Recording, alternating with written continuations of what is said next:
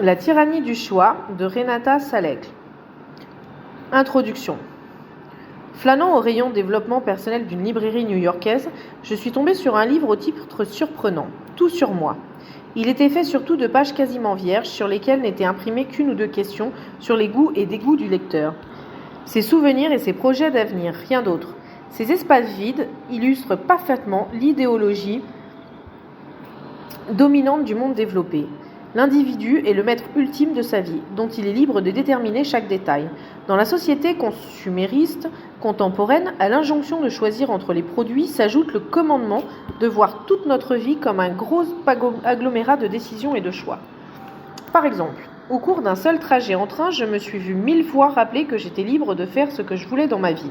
Encouragée par une publicité pour une université à devenir ce que tu veux être, une marque de bière m'enjoignait « Sois toi-même », une agence de voyage m'exhortait même « Pars pour la vie, fais tout de suite ta réservation », la couverture de Cosmopolitan m'annonçait « Deviens ce que tu es en mieux », alors que j'utilisais un distributeur de billets de ma banque, l'écran m'a dit « Ton choix, ta banque ».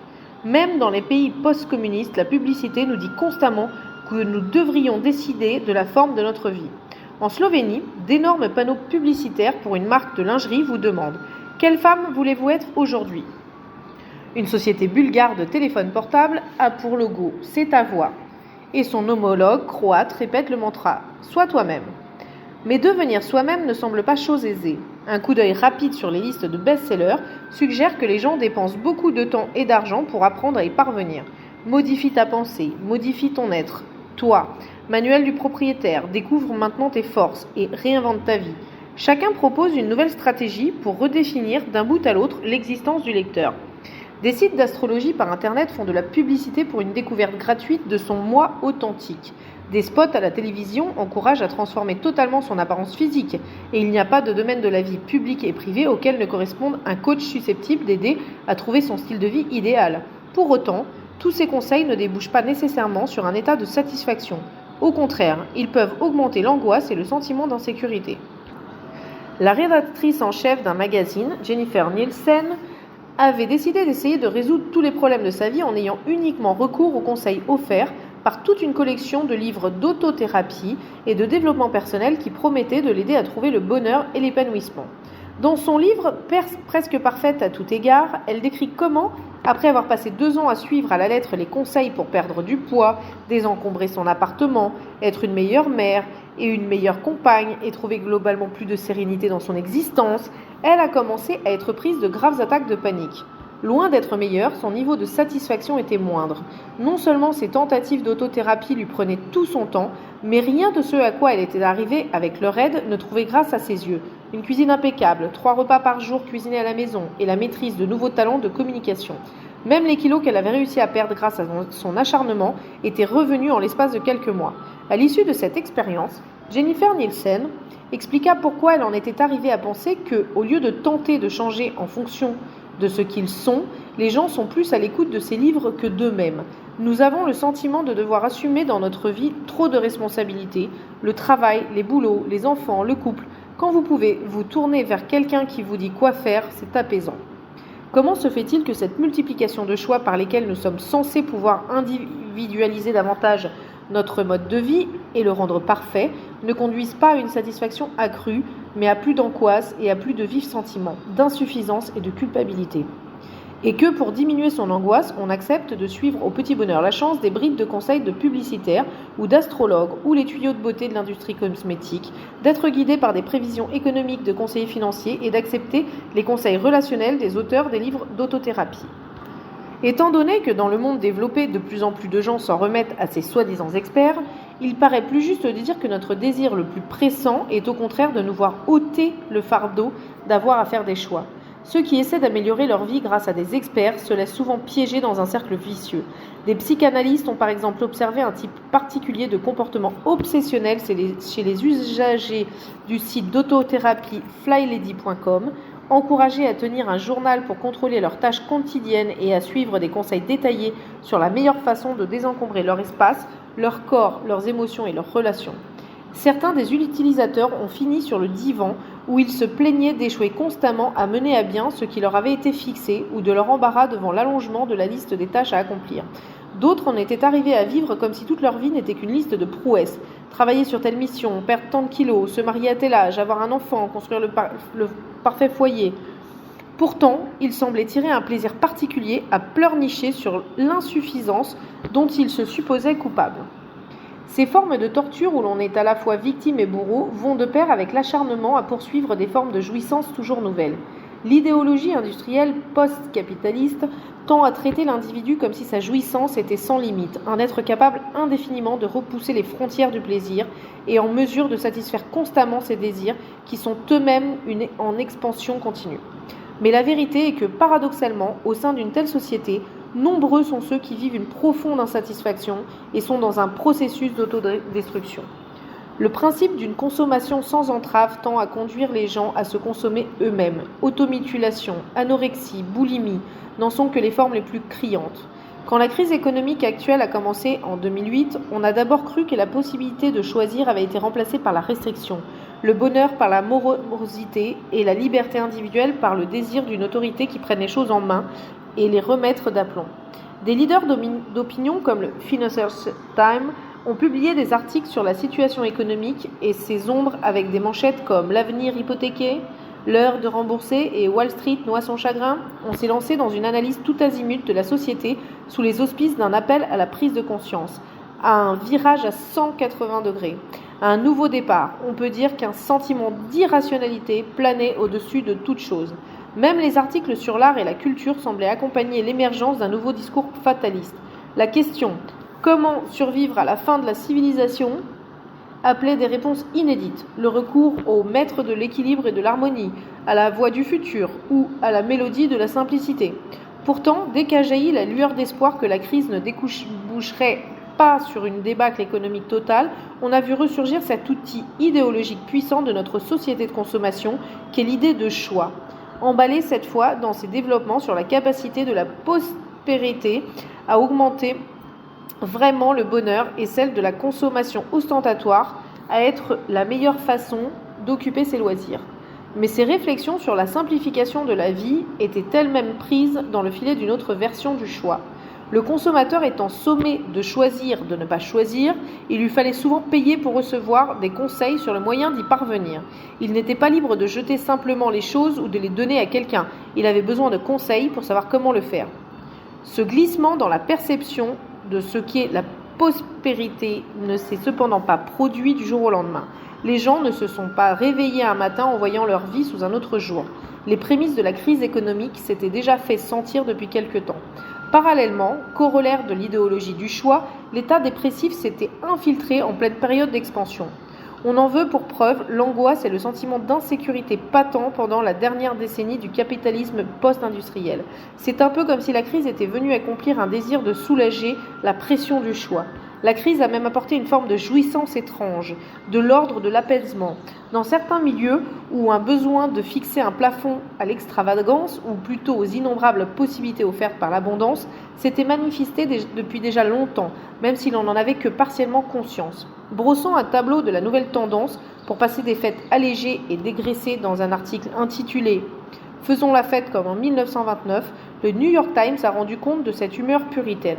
On pouvait y trouver les différentes possibilités d'organiser en pleine crise avec un budget moindre, un dîner très comme il faut, et découvrir, en regard du portrait d'une célébrité, la description que celle-ci faisait des enjeux qu'elle observait. Le truc avec la réception, c'est qu'elle enlève la pression. Elle te permet de te débarrasser de tout ce qui est sans importance et de redevenir à l'essentiel, les amis, la famille, le bonheur d'être ensemble. Il n'empêche que les maîtres et maîtresses de maison ressentaient le besoin d'engager un consultant qui leur enseignerait des méthodes de divertissement en temps de crise. Leur souhait de renoncer aux frissons de la consommation était d'une totale ambivalence. Sans doute voulaient-ils limiter leur choix, mais pas trop, et ils voulaient quelqu'un pour le faire à leur place. Il ne s'agit pas ici d'examiner la façon dont les gens font les courses ou ce qu'ils pensent de leur vie. La question n'est pas là, mais bien plutôt de comprendre pourquoi ils accueillent à bras ouverts l'idée d'avoir à choisir et à déterminer ce qu'ils ont à gagner ou perdu en choisissant. Sans doute se préoccupent-ils de la menace terroriste, des nouveaux virus et des désastres environnementaux, mais leurs soucis majeurs concernent généralement leur propre bien-être, leur métier, leurs relations, leur argent, leur place dans la société, le sens de leur vie ou l'héritage qu'ils vont transmettre. Tout cela implique des choix, et dans la mesure où nous aspirons à la perfection, dans l'instant présent, ici et maintenant, mais également pour l'avenir, choisir devient plus difficile. Le choix met en jeu la conscience d'une responsabilité écrasante, du fait de la peur de l'échec, du sentiment de la culpabilité et de l'angoisse à l'idée d'avoir des regrets si on a pris le mauvais parti. Tout cela contribue à faire du choix un tyran.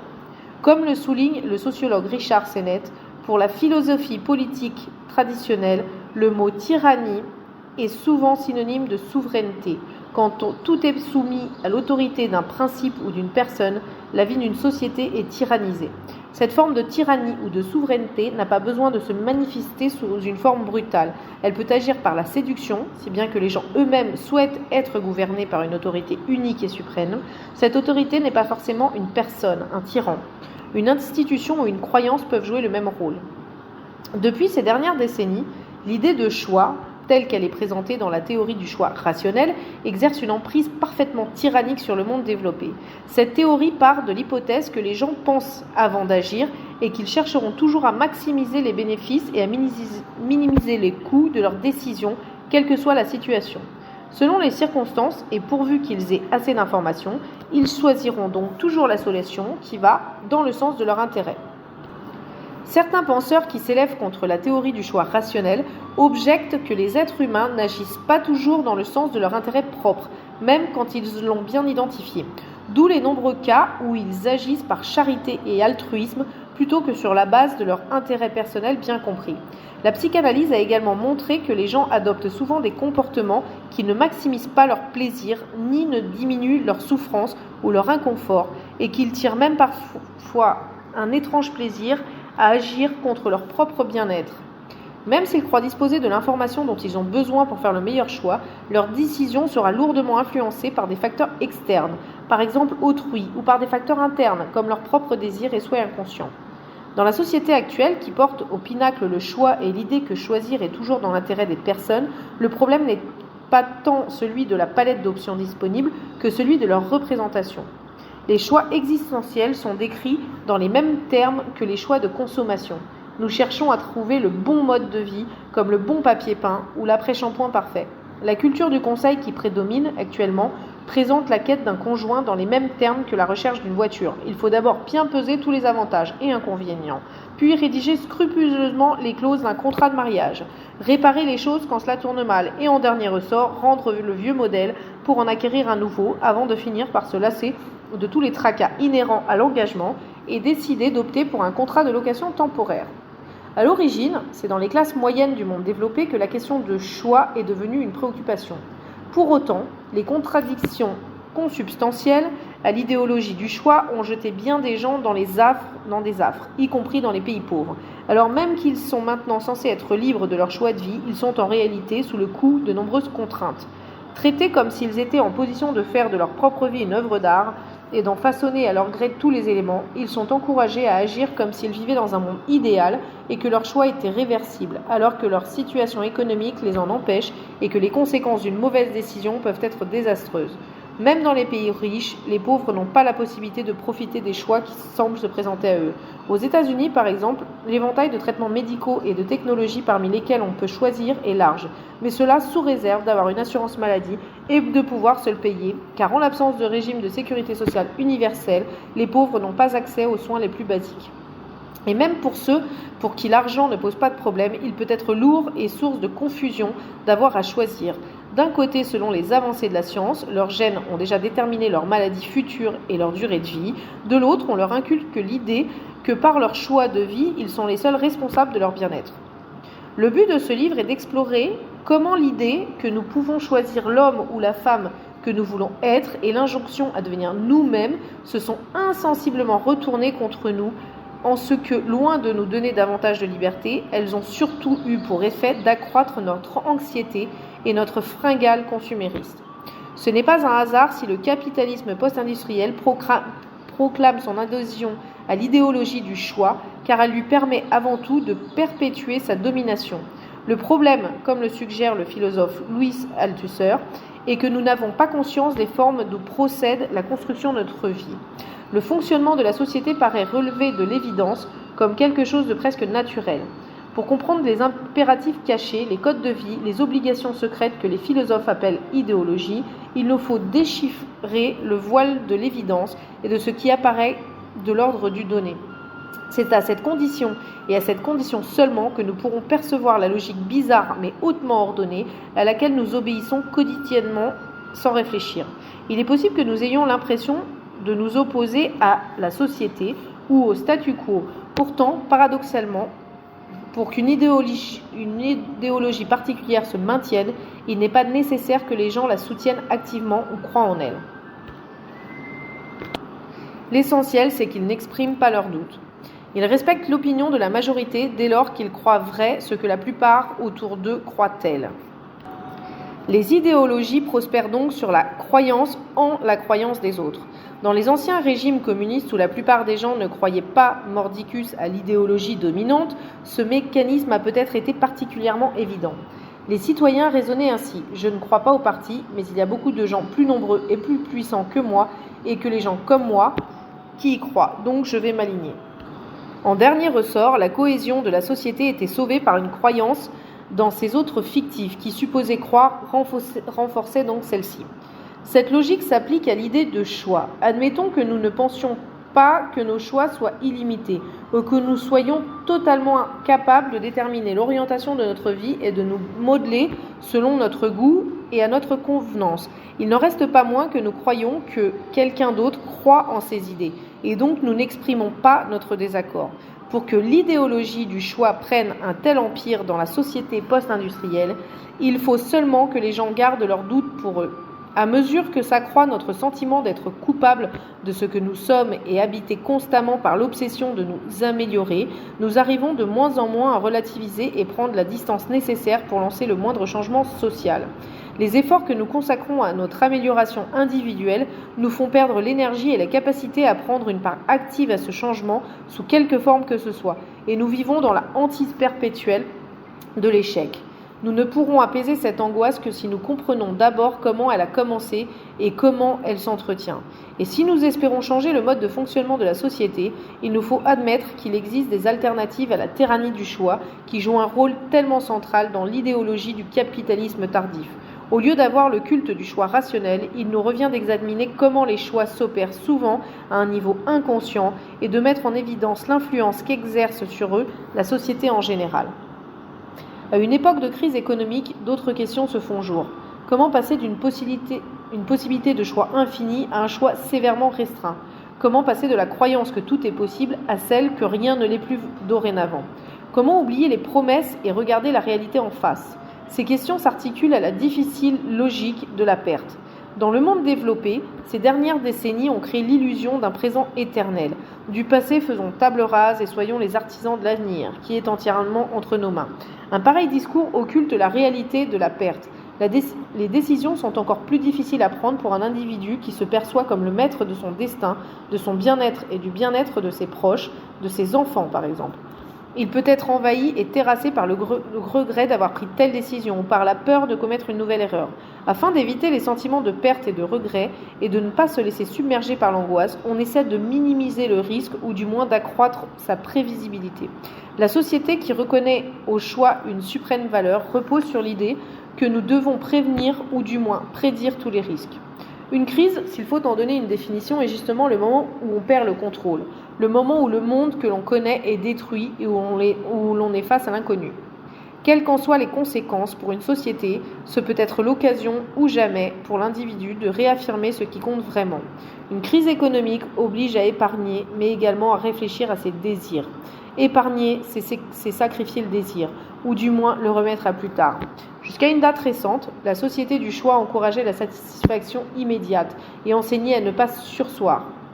Mais même dans cette période difficile, les gens se sont forgés des limites qui sont constamment renouvelées de façon à maintenir leur désir en vie. Ils ont inventé d'eux-mêmes de nouveaux interdits pour freiner l'envie de jouissance de leur société. C'est pourquoi je suis en désaccord avec les théories selon lesquelles nous vivrions dans une société sans limites.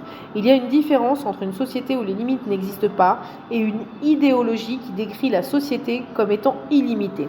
Alors que notre idéologie actuelle, telle qu'elle est représentée dans les médias, a joué sur le caractère illimité de la jouissance, l'individu continue à se colter avec ses propres interdits. Selon le raisonnement d'Ivan Karamazov, le personnage de Dostoïevski dans Les Frères Karamazov, si Dieu n'existe pas, alors tout est permis. Le psychanalyste français Jacques Lacan a renversé la proposition en affirmant que si Dieu n'existe pas, alors rien n'est plus permis du tout. Voulant dire par là que la perte de la foi en une autorité qui interdit telle ou telle action ouvre la porte non pas à la liberté, mais à la création de nouvelles limites. L'idéologie du choix nous met face à des renversements du même ordre. Les choix infinis que nous sommes censés avoir à notre disposition au regard de notre vie se transforment en de nouvelles interdictions. De nos jours, pourtant, ces limites ne nous sont plus imposées par une autorité extérieure, telle des parents ou des maîtres, c'est plutôt nous qui nous créons nos propres interdits. Et l'énorme industrie de conseil autothérapie nous permet aussi de choisir de nouvelles autorités auxquelles nous pouvons déléguer le droit de limiter notre possibilité de choix. Ce livre veut dévoiler l'étendue de la tromperie que véhicule l'idéologie du choix quand elle accable l'individu sous l'idée qu'il est le maître total de son bien-être et de l'orientation de sa vie, et mettre en évidence la maigre contribution de cette idéologie à un possible changement dans l'organisation de la société tout entière. Dans certaines circonstances, le choix rationnel est possible pour l'individu, alors que dans d'autres, les décisions que nous prenons sont irrationnelles et parfois préjudiciables. Avec le choix, parce qu'il constitue la base même de tout engagement et du processus politique dans son ensemble, les gens ont un puissant mécanisme entre les mains. Pourtant, quand il est porté au nu, comme l'outil ultime permettant tout à chacun de façonner sa vie privée, l'espace laissé à la critique sociale se réduit comme peau de chagrin. Il arrive souvent qu'obnubilés par nos propres choix, nous n'arrivions même plus à observer qu'ils sont très peu personnels, mais fortement influencés par la société dans laquelle nous vivons.